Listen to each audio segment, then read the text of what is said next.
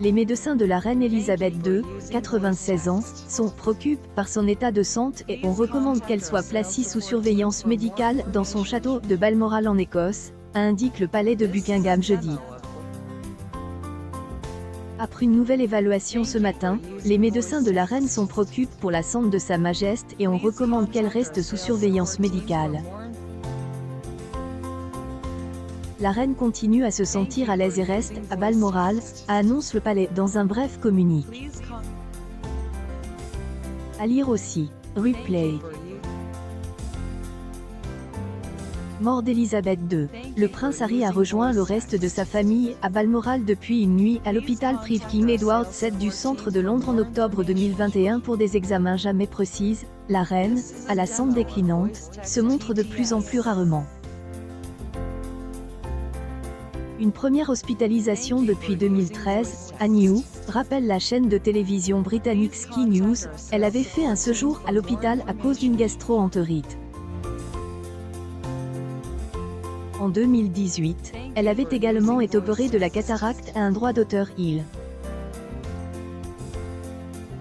En novembre 2021, la reine avait été absente au cénotaphe pour le dimanche du souvenir âpre, un problème de dos, indique le média anglais.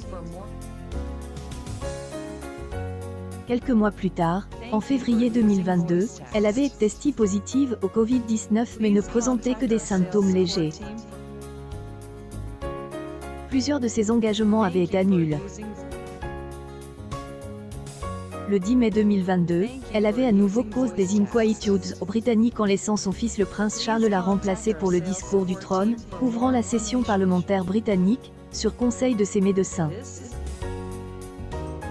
La monarque n'avait jamais manqué cette cérémonie, à l'exception de lors de 2 grossesses. Le communiqué officiel évoquait pudiquement des problèmes de mobilité épisodiques.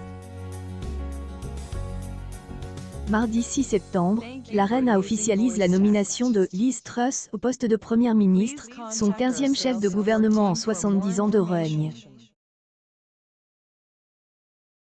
Décide de rester à Balmoral au lieu de rentrer à Londres où se passe d'habitude la transition en raison de ses problèmes de santé.